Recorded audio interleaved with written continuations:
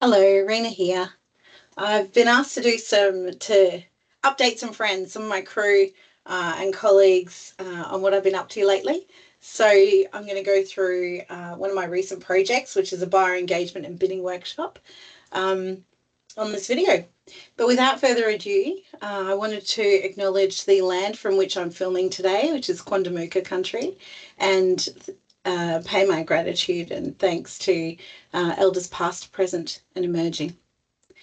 This workbook is designed to be a supplementary learning material for a workshop that I have designed for entrepreneurs and suppliers, so new suppliers wanting to break into some of those larger supply chains with corporates and governments, and having done um, 20, 20 years or so on that side of things with procurement. There's a few different techniques and processes that I think are really critical for entrepreneurs and suppliers to understand, so they know how to form a strategy to engage large corporates and governments. So the workshop itself is a huge amount of material and information. And the workbook is really some really key takeouts. And I've designed it so that it's a series of templates that a supplier and entrepreneur can fill in to gauge more of an understanding about their buyer. The other important process in this that's captured in the learning material is my advice and tips on how to plan for participating in the tender process, which is a really expensive and resource heavy process. So you want to learn from it. It may not always yield a positive result, but it will always yield learning. So that's another one of the key elements that, or key messages that I want to share with the cohort. The other thing is I've noticed that with regardless as to who you're wanting to do business, it's all about relationship and it's all about connecting, and then having the ability to sustain that relationship over time so that eventually you actually end up with a contract. So I'll go through some of the sections of it, and yeah, you can have a look at some of the deep dive learning that we're going to do in the workshop, upcoming workshop. Okay, so the first part, of course, very important. Acknowledgement of country. That's something that is part of our DNA here at Modal Planning. It's really important to ground ourselves in the environment in which we're in, and appreciate that a lot of leadership and work has come before us, and a lot of leadership and work is going to be expected of us.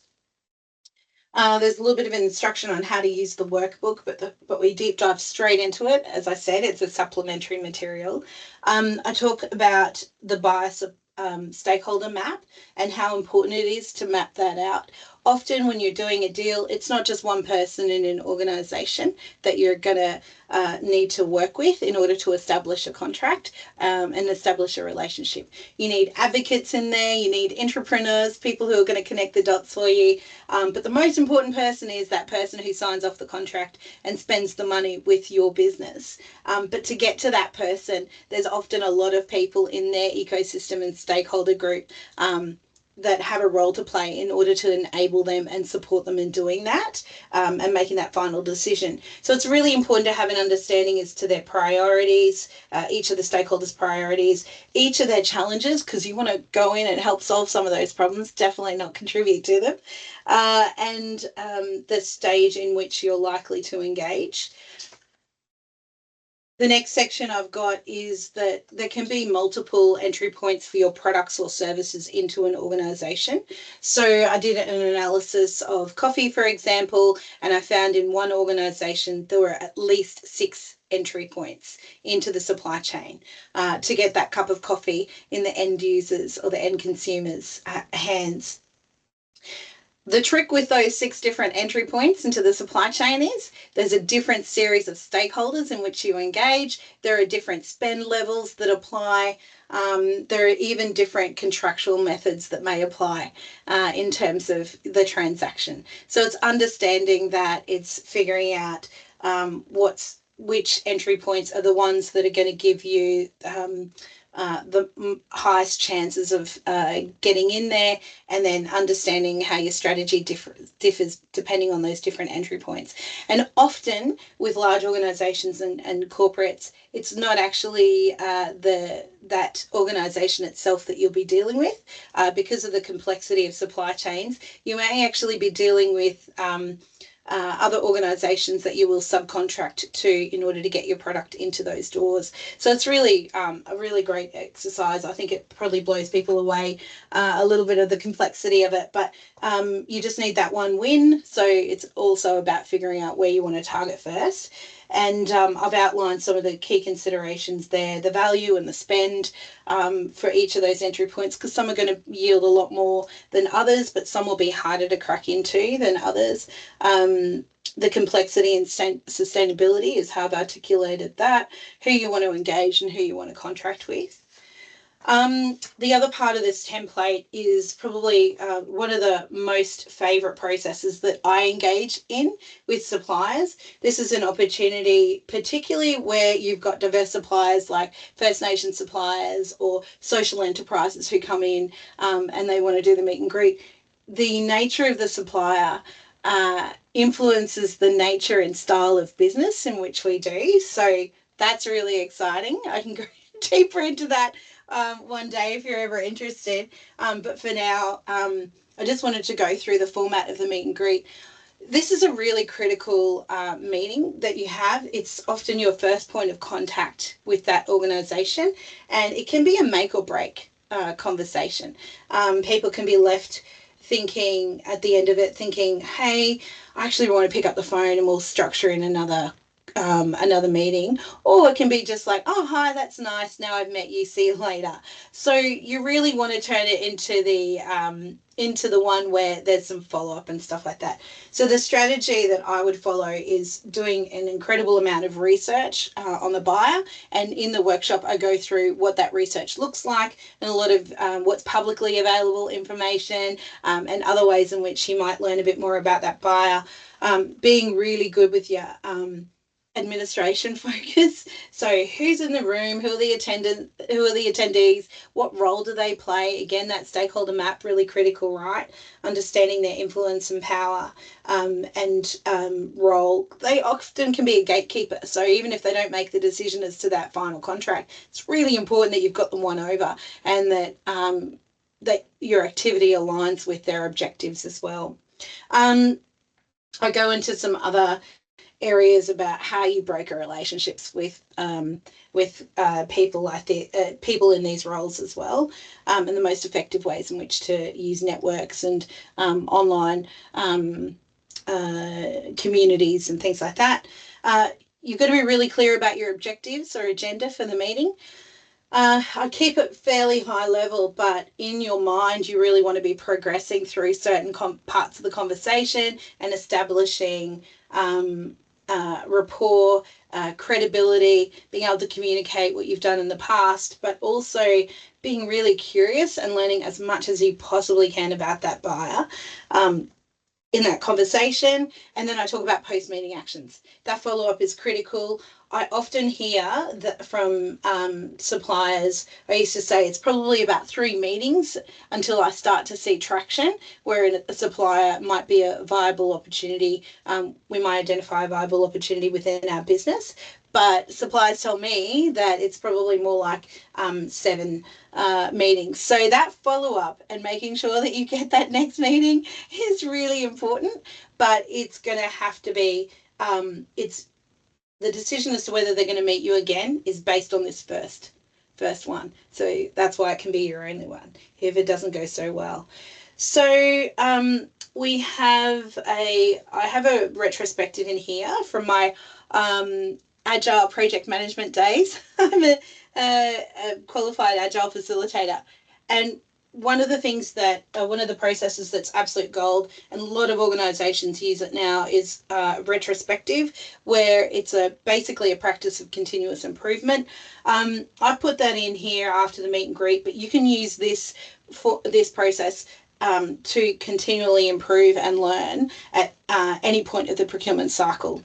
I go through a bit of the procurement cycle within the course as well for anyone who just needs that 101.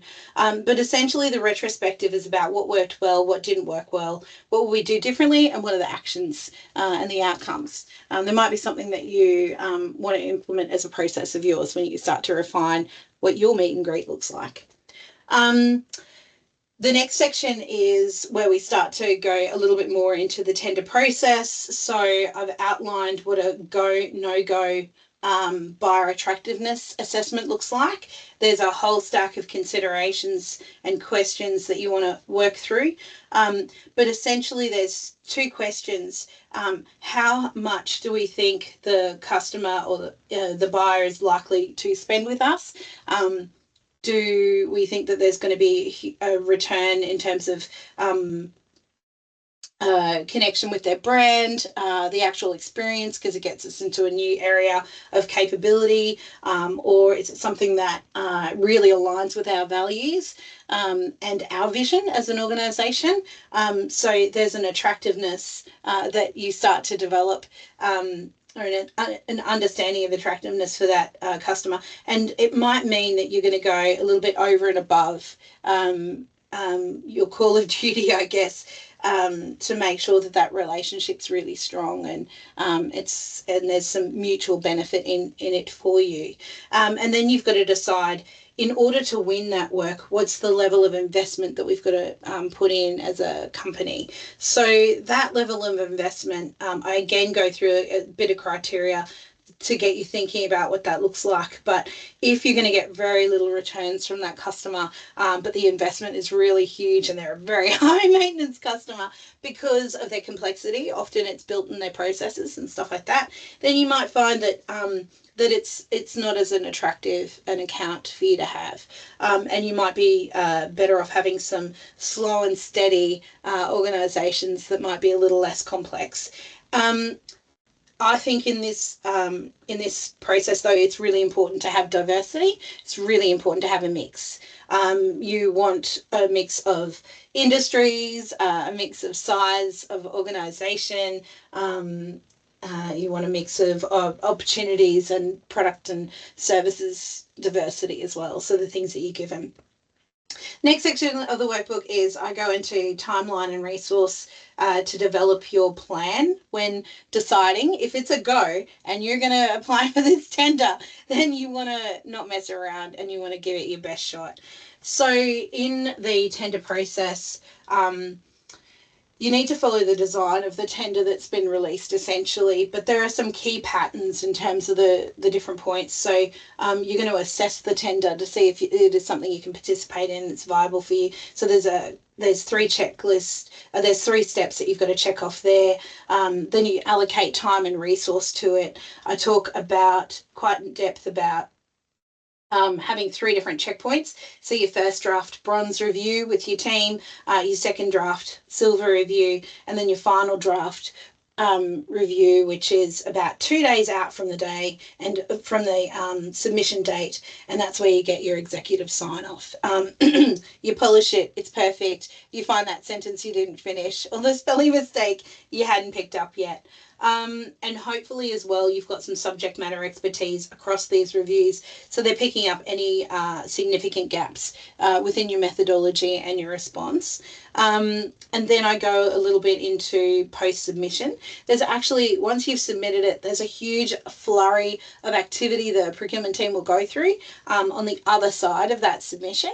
So I walk the buyers and I walk the suppliers and entrepreneurs through a little bit of what that looks like, just so you can understand that activity there. This is a huge process within itself, so there's probably a lot more you could deep dive into in this process, but it's really important. I think the main thing about this piece and the template is it's got to force you to set your timeline. So if you've got 2 weeks in order to respond to a tender, amazing. But your gold review has to happen 2 days beforehand, and then your first draft bronze review should happen at 50% of the time used up. So within a week, you've got your first draft. Within 75% of the time allocated for you to complete the tender, you should be sitting at your second draft. This doesn't take into account, this is a fairly traditional tender model. This doesn't take into account things like CPD, so competitive dialogue processes, CDPs. And I think I'm hearing lots of different ways of naming those processes, but they're a more reiterative process and co-design process that some procurement teams are selecting to run with buyers and suppliers. So that's a whole different ballgame, and that's a whole different set of material that you'd want to go through. But look, reach out anytime if ever you get involved in something like that. I'm happy to talk you through it. So the final piece is pitch perfect. So in this course, we just really want to be able to articulate who we are, what we do, why we do it, and the solution that we're solving, and relate that back to the buyer. So within, 30 to 45 seconds. So there's a little bit of a formula that I've developed and pulled together in order to refine your pitch. You can deliver your pitch, 200 times, and you'll still keep learning from the feedback that you're getting, whether it's, micro expressions from the person listening to you. So that is one that pitch perfect. There's a bit of a funny little element in that thing, because it's, to get it perfect is, that's a major process. So that's a look at the workbook. That's what I've been up to lately. So I'm going to sign off now. The places you can find me though, I do have a website, modalplanning.com. You can put in queries there, and you can download our capability statements from that. But those of you who do know me, who I've done the video for, we're either connected on LinkedIn, so reach out there, and I'm happy to share my email details and all that cool stuff. But see you on the other side, and have an incredible day. Bye.